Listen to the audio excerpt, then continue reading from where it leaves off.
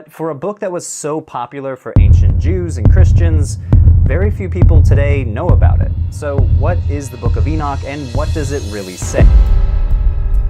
Everyone assumes the Bible contains the complete picture.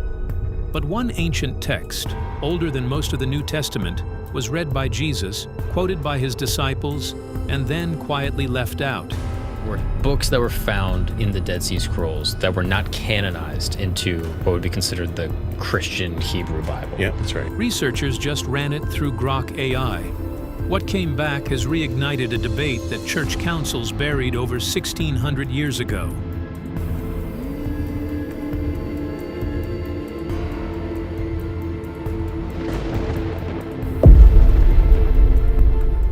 The book nobody told you about.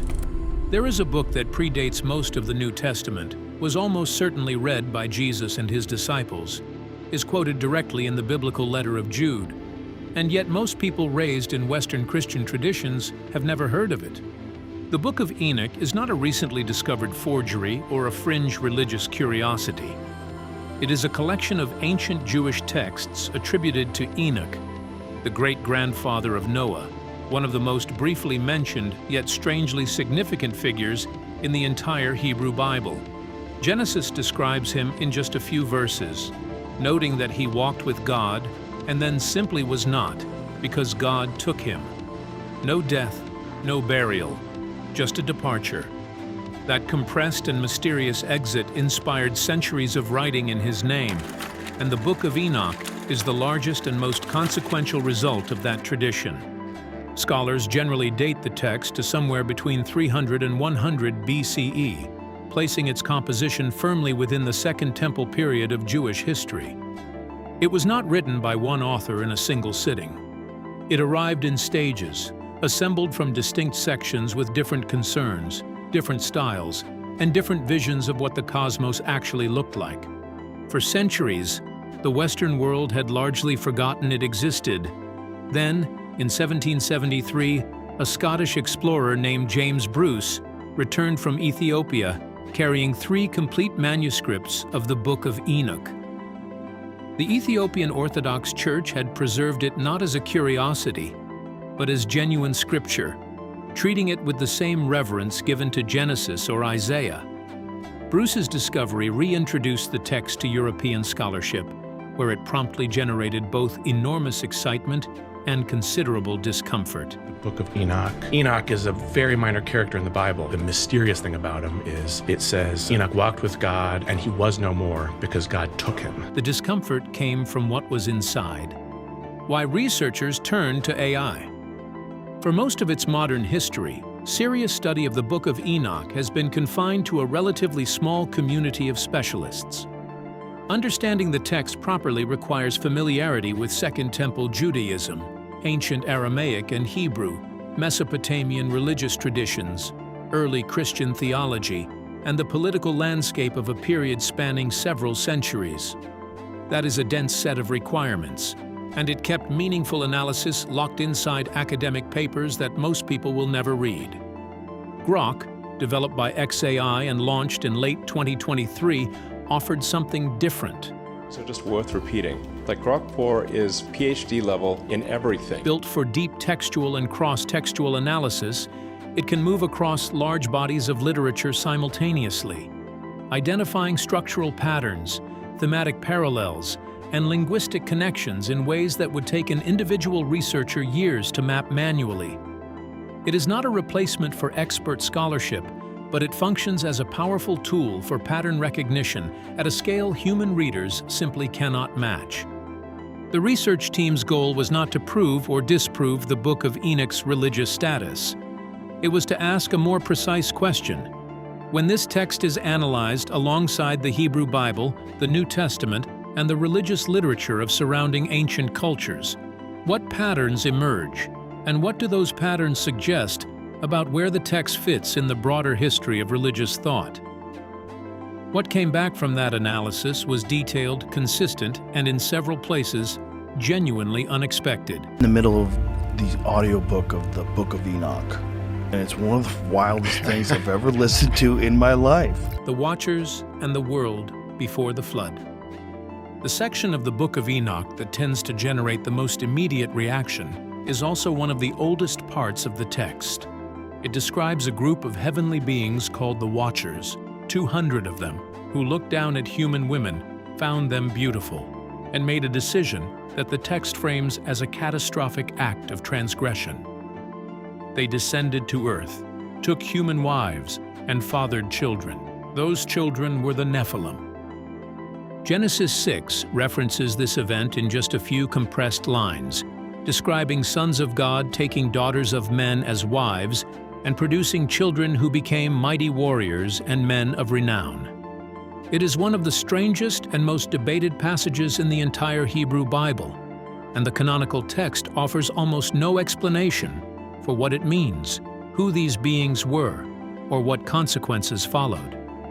The Book of Enoch fills that silence in considerable detail. The Watchers are named. Their leader is Azazel.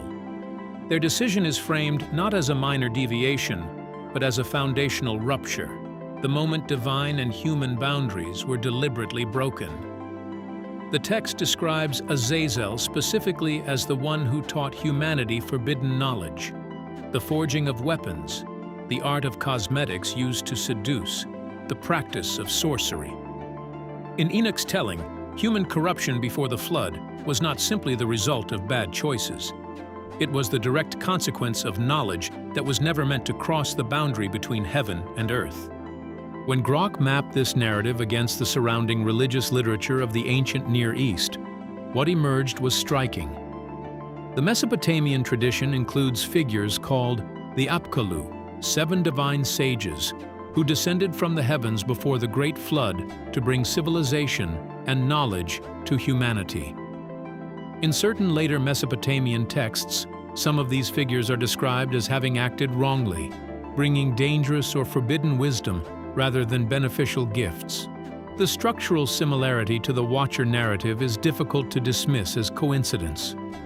Both traditions describe divine beings crossing into the human world, transferring knowledge and producing consequences that required cosmic correction. Grok noted this parallel not as proof of a shared historical event, but as evidence of what scholars call cultural diffusion. Ideas, narratives, and frameworks traveled across ancient cultures through trade, migration, and conquest. That the Book of Enoch and Mesopotamian religious texts share this particular structure suggests they were drawing from a common reservoir of ancient storytelling about the boundary between divine and human worlds. What makes Enoch's version distinctive is its moral architecture. The Watchers are not ambiguous figures. They are accountable beings who made a deliberate choice and are condemned for it. The Nephilim and the origin of evil spirits. The fate of the Nephilim in the Book of Enoch is where the text diverges most sharply from anything found in the canonical Bible, and where Grok's cross-textual analysis produced some of its most pointed findings. In Genesis, the Nephilim appear briefly, and then the flood arrives, and that is essentially the end of the matter. The text does not explain what happened to them or what their existence meant in any cosmic sense. The Book of Enoch picks up exactly where Genesis leaves off and carries the story much further. The Nephilim, in Enoch's account, grew to enormous size, consumed all available food, turned against humanity, and eventually began destroying one another. When they died, their spirits did not simply cease. They remained, bound to the earth, unable to ascend, and in their restlessness became the source of what the text calls evil spirits, forces of affliction, temptation, and disorder that continue operating in the world. This is a significant theological claim. It offers an origin story for evil as a presence in the world, not as an abstract force, but as the residue of beings who were never supposed to exist in the first place. The canonical Bible never quite provides this explanation. Evil spirits appear in the New Testament with notable frequency, but the question of where they came from is largely left unaddressed. The Book of Enoch answers it directly. Grok identified parallels to this framework in Greek, Sumerian, and Egyptian traditions. each of which contains stories of beings caught between divine and earthly realms, whose deaths or transformations produced ongoing spiritual forces in the world. The consistency of this pattern across unconnected cultures was one of the more unexpected findings of the analysis, suggesting that the idea of residual spiritual entities arising from unusual deaths was a widely shared way of explaining the experience of spiritual disorder in the world. If the early readers of the New Testament were familiar with Enoch's framework, which the archaeological evidence strongly suggests they were, then the frequent references to evil spirits in the Gospels would have carried a specific and detailed backstory that is now largely invisible to modern readers. The names that changed everything. One of the aspects of Grok's analysis that drew particular attention from the research team was its handling of the named fallen angels within the text. The Book of Enoch provides a roster of 200 watchers, including their specific names and the particular forms of forbidden knowledge or corrupting influence, each one introduced to humanity. Chief among them is Azazel, and the significance of that name extends well beyond the Book of Enoch itself. In Leviticus 16, the text that establishes the rituals of Yom Kippur, the Day of Atonement, the high priest performs a ceremony involving 2 goats. One is sacrificed. The other has the sins of the community symbolically transferred onto it, and it is then sent out into the wilderness to Azazel. For centuries, translators and scholars debated what Azazel meant in that passage. Some argued it was simply a place, a rocky cliff, or a desolate location. Others suggested it was a way of describing something sent to destruction. Grok's cross-textual analysis placed Leviticus 16 directly alongside the relevant passages in Enoch and found that the ritual language aligns far more naturally with the interpretation that Azazel is a named entity, a recipient of the sins being dispatched rather than a geographical description. If that reading holds, then a ritual at the center of Israelite religious practice was directly addressing a figure whose backstory is preserved almost entirely in the Book of Enoch. The canonical Bible would contain a reference to a character whose context was deliberately set aside when the canon was assembled. The ritual gesture of the scapegoat would carry a specific meaning that became partially obscured once Enoch was excluded. This kind of embedded reference, present in the canonical text, but fully intelligible only with knowledge of a non-canonical one, is exactly the sort of pattern Grok was designed to surface. The calendar that divided a community. Among the least dramatic and most historically significant findings from the analysis involves a section of the Book of Enoch that most casual readers skip entirely. Chapters 72 through 82, known as the Astronomical Book, contain detailed descriptions of solar and lunar cycles, the movement of heavenly bodies, and a calendar system based on 364 days divided into 4 seasons of equal length. This is not poetry or prophecy. It reads more like a technical manual, precise, repetitive, and concerned with measurement in a way that feels almost modern. Grok analyzed this section alongside what is known about the Essenes, the Jewish community responsible for preserving the Dead Sea Scrolls at Qumran, and found a direct match. The Essenes used a 364-day solar calendar, and their use of it was one of the defining points of conflict between their community and the Jerusalem Temple establishment, which operated on a lunar calendar. This matters for a straightforward reason. If the Essenes were following a calendar system whose authoritative source was the Book of Enoch, then the text was not simply a collection of mystical stories for this community. It was a practical religious document shaping how they observed the Sabbath, when they celebrated festivals, and how they understood the proper ordering of sacred time. Their conflict with the Jerusalem priesthood was, in part, a conflict over whose version of cosmic time was correct. The sophistication of the astronomical observations embedded in this section also surprised researchers. The text demonstrates an awareness of equinoxes, solstices, and the discrepancy between solar and lunar years that suggests careful, long-term sky observation rather than speculative writing. Someone, or more likely a community of people over time, had been watching the heavens carefully and recording what they found.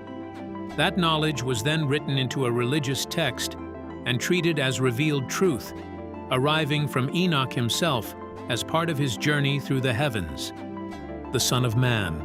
Of everything Grok surfaced in its analysis of the Book of Enoch, the findings related to a figure called the Son of Man carry the most direct implications for understanding the New Testament.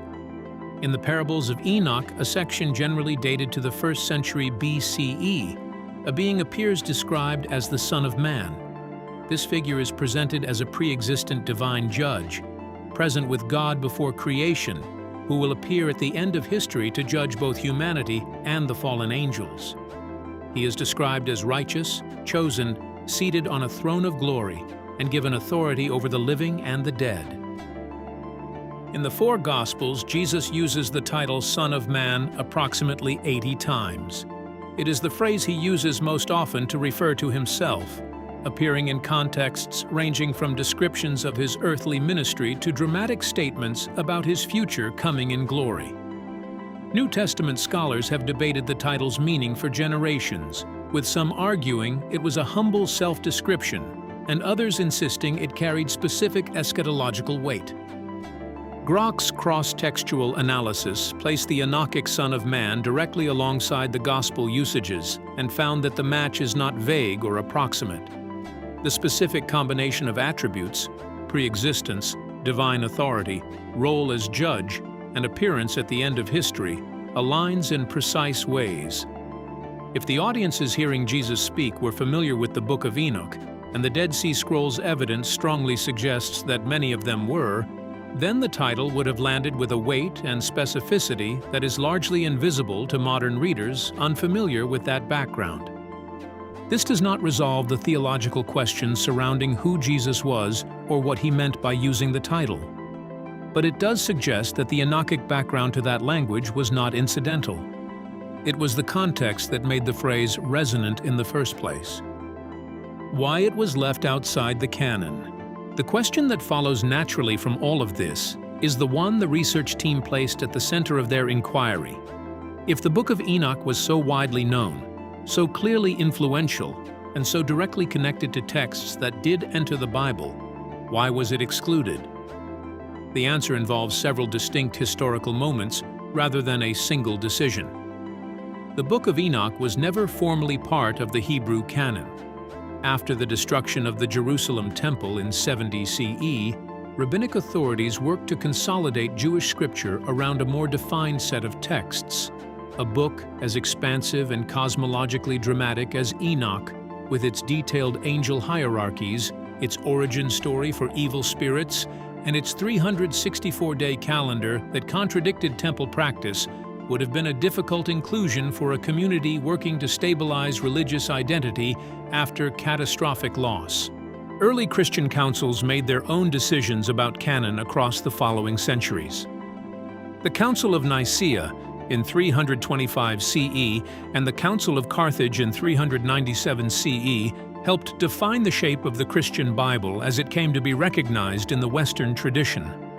By that point, the Book of Enoch's theological complexity, particularly its detailed accounts of fallen angels and its striking description of a pre-existent Son of Man figure, may have introduced complications for communities working to articulate doctrine clearly. The Ethiopian Orthodox Church took a different path. It retained the Book of Enoch as part of its scriptural tradition throughout, never treating it as anything other than genuine and authoritative. That decision preserved the text in its complete form when it might otherwise have been entirely lost. The Dead Sea Scrolls confirm it was there. Whatever conclusions one ultimately draws about the theological status of the Book of Enoch, the archaeological evidence for its early significance is clear and difficult to dismiss. Among the Dead Sea Scrolls discovered at Qumran beginning in 1947, more than 20 fragments of the Book of Enoch were identified. These manuscripts, written in both Aramaic and Hebrew, date from approximately 200 to 100 BCE. This level of representation makes Enoch one of the most frequently attested texts in the entire Qumran collection. By comparison, several books that later became part of the Hebrew Bible survive in fewer copies at the same site. This is not what one would expect from a marginal, obscure, or widely rejected work. Instead, it suggests that the Book of Enoch held a position of considerable importance within at least one influential Jewish community of the Second Temple period. The repeated copying of the text indicates not only familiarity, but also value, as manuscript production required time, skill, and resources. These were not casual reproductions, but deliberate acts of preservation. The community responsible for safeguarding the scrolls clearly regarded Enoch as worthy of transmission and study. Its presence alongside other religious writings demonstrates that it belonged to the intellectual and spiritual environment out of which both Rabbinic Judaism and early Christianity eventually emerged. In that sense, the Book of Enoch should not be viewed merely as peripheral background material, but as an active participant in the religious conversations of its time. The physical evidence from Qumran firmly situates the text within the broader landscape of early Jewish thought. It reflects a tradition that was read, copied, and engaged with, contributing to the complex matrix of beliefs that shaped later developments in religious history. The theology of judgment. One of the more quietly striking areas of Grok's analysis concerns the Book of Enoch's vision of what happens after death. The text describes a structured afterlife with distinct regions designated for different categories of the dead. The righteous occupy one space, the wicked another, and the text specifies that these separations hold until the final judgment. This is considerably more detailed than anything found in the earlier books of the Hebrew Bible, where the afterlife is generally described in vague terms involving Sheol, a shadowy underworld that carries little moral differentiation. The elaborate compartmentalized afterlife in Enoch reads far more like the framework that appears in the New Testament, particularly in the parable of Lazarus and the rich man in Luke 16, where the dead occupy distinct regions separated by an uncrossable boundary. Grok also identified strong thematic connections between Enoch's social justice passages and the letter of James in the New Testament. Both texts share an unusually direct concern with the oppression of the poor, the accumulation of wealth by the powerful, and the certainty that this imbalance will be addressed in the final judgment. The language and structure of these arguments across the two texts is close enough that the research team flagged it as a relationship worth examining in detail. What the AI cannot settle. The research team was careful to define the boundaries of what this analysis could actually demonstrate, and those limits deserve to be stated clearly. Grok's role was to identify patterns, trace thematic parallels, and map connections between texts.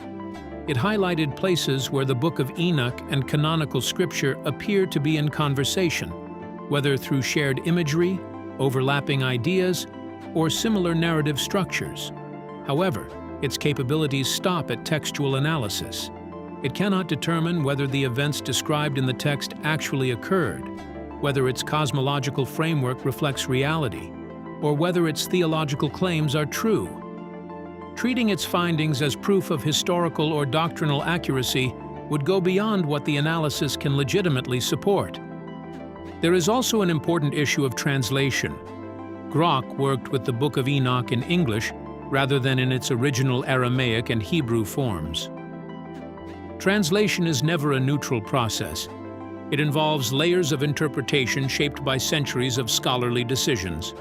Word choices, phrasing, and even structural elements in modern translations reflect those accumulated judgments. As a result, the patterns Grok identified are patterns within the translated text. Whether those same relationships would appear as clearly or at all in the original languages is a matter that requires direct engagement with the primary sources. What this analysis ultimately provides is not a conclusion, but a framework. It offers a structured and detailed starting point for further inquiry, highlighting areas of potential significance and raising questions worth exploring. Rather than settling debates, It helps to clarify where closer study might be most productive, inviting scholars to test, refine, or challenge its observations through more traditional methods of textual and historical analysis. The Book of Enoch has waited 2,000 years on the margins of history, familiar to scholars, invisible to almost everyone else. Grok did not settle what it means. It clarified what it says and where it connects, and that alone is enough to reopen questions most people never knew existed. If this is the kind of history worth knowing, subscribe and stay with us for what comes next.